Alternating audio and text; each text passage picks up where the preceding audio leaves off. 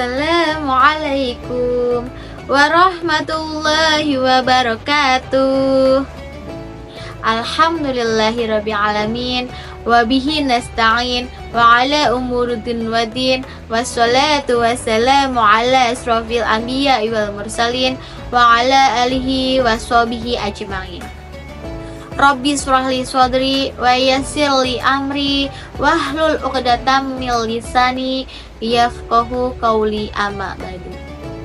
Pertama-tama, marilah kita panjatkan puja dan puji syukur atas kehadirat Allah Subhanahu wa Ta'ala yang telah memberikan karunia-Nya kepada kita semua. Tak lupa pula sholawat serta salam kita ucapkan, kita haturkan, kita curahkan kepada Nabi Muhammad Sallallahu Alaihi Wasallam yang telah membawa kita dari zaman kegelapan menuju zaman yang terang benderang seperti saat ini. Baiklah anak-anak, sebelum ibu menceritakan kisah Nabi, ibu mau bertanya nih, bagaimana puasanya hari ini? Ibu doakan semoga tetap istiqomah ya. Baik, ibu akan menceritakan tentang kisah Nabi Muhammad dan ibu susuannya. Kisah ini berawal dari Abdul Muthalib kakeknya dan Siti Aminah ibunya yang bersuka cita atas kelahiran Nabi Muhammad Sallallahu Alaihi Wasallam. Namun sesuai dengan tradisi bangsa Arab, bayi mungil Nabi Muhammad Sallallahu Alaihi Wasallam harus segera dicarikan ibu susuan.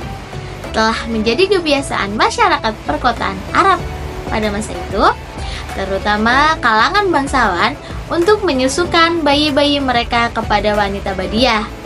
Wanita badiah berasal dari wanita dusun atau kampung di pedalaman. Tradisi ini dilakukan untuk meningkatkan daya tahan tubuh, menguatkan fisik anak, mendidik anak-anak mandiri sejak kecil, tidak bergantung kepada orang tua, nenek, atau kerabat lainnya. Keluarga ibu susuan juga harus melatih dan menjaga kefasihan logat bahasa Arab bayi yang dititipkan kepadanya. Alhamdulillah, akhirnya Abdul Muthalib berhasil menemukan ibu susuan untuk Muhammad Shallallahu Alaihi Wasallam. Ibu susuan ini berasal dari perempuan dari Bani Sa'ad bernama Halimah binti Abi Zu'aib. Suaminya bernama Al-Haris bin Abdul Uzza. Halimah dan keluarganya bukanlah orang yang berkecukupan. Ia datang ke Mekah di musim paceklik dengan mengendarai hewan tunggangan yang berjalan lambat karena lemah dan kurus. Selain itu, Halimah dan suaminya juga membawa seekor ternak yang tidak lagi dapat menghasilkan susu. Anaknya yang masih kecil seringkali menangis sepanjang malam karena kelaparan. Awalnya Halimah menolak untuk mengambil Muhammad kecil karena status seorang yatim. Padahal ia berharap mendapatkan penghasilan dengan menjadi ibu susuan. Allah Subhanahu wa Ta'ala memang berkehendak agar Muhammad mendapatkan ibu susuan yang baik, yaitu Halimah binti Abi Zu'aib. Akhirnya, ia memutuskan mengambil Muhammad sebagai anak susuannya. Bagi Rasulullah, Halimah begitu istimewa. Rasulullah memanggil Halimah dengan sebutan ibuku setelah ibuku. Keputusan Halimah membawa bayi Aminah ternyata membawa keberkahan bagi keluarga Al-Haris bin Abdul Uzza. Di tengah perjalanan, saat Halimah hendak menyusui Muhammad kecil, Halimah merasakan bahwa air susunya terasa penuh. Halimah tidak hanya bisa menyusui Muhammad kecil, tetapi juga anaknya yang masih bayi. Keduanya disusui Halimah hingga tertidur pulas. Ketika suami Halimah menghampiri hewan tunggangannya, tampak hewan tersebut berlimpah dengan air susu meskipun sebelumnya tidak ada setetes pun. Halimah dan suaminya dapat meminum susu hewan tunggangan mereka sampai puas. Tidak hanya itu, Hewan tunggangan yang semula tidak mampu bergerak cepat seketika berlari kencang, sehingga keluarga Halimah sampai lebih cepat di desa. Berkah sang bayi susuan terus menghampiri Halimah. Domba-domba keluarganya gemuk dan menghasilkan banyak susu. Padahal desa mereka sedang kekeringan dan pacaklik. Allah Subhanahu wa Ta'ala terus memberkahi keluarga Halimah dengan memudahkannya saat mencari padang rumput untuk mengembala hewan ternak.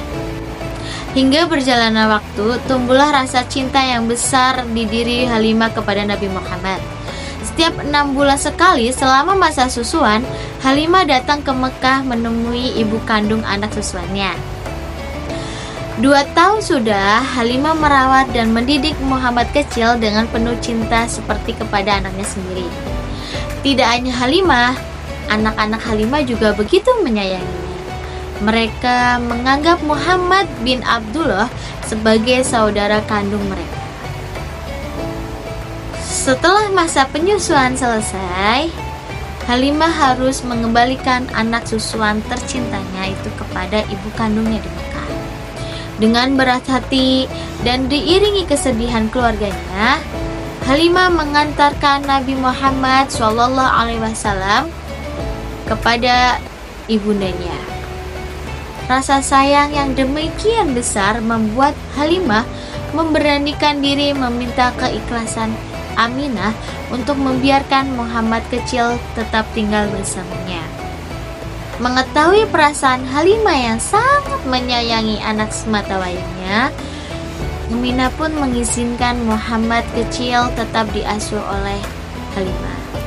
Betapa gembiranya suami dan anak-anak Halimah mengetahui bahwa Muhammad bin Abdullah masih diperbolehkan tinggal bersama mereka. Hingga beberapa tahun berlalu, Muhammad kecil kembali tinggal bersama keluarga Halimah. Suatu hari, Halimah dan suaminya dikejutkan dengan peristiwa yang terjadi kepada Muhammad bin Abdullah. Kala itu, Muhammad kecil yang telah berusia sekitar 4 tahun sedang mengembala kambing bersama saudara-saudaranya. Tiba-tiba datanglah 2 orang laki-laki berpakaian putih mendekati Muhammad kecil, lalu membawanya. Menurut hadis riwayat Muslim, laki-laki itu memegang tangan Muhammad kecil, lalu membaringkan seraya membuka bajunya. Ia membelah dada Muhammad SAW, lalu mengambil hatinya, kemudian mengeluarkannya segumpal darah dari dalam hati Muhammad kecil untuk dicuci hatinya. Setelah bersih, hati tersebut dikembalikan ke tempat semula. Saudara sesusuan Muhammad kecil yang melihat Muhammad kecil dibawa pergi orang asing segera berlari untuk mengabarkan peristiwa tersebut kepada Halimah. Rasa khawatir akan terjadi hal yang buruk membuat Halimah dan suaminya memutuskan untuk mengembalikan anak susuan tercintanya ke keluarga besar Abdul Muthalib. Demikianlah yang dapat Ibu ceritakan, kurang lebihnya Ibu mohon maaf. Wassalamualaikum warahmatullahi wabarakatuh.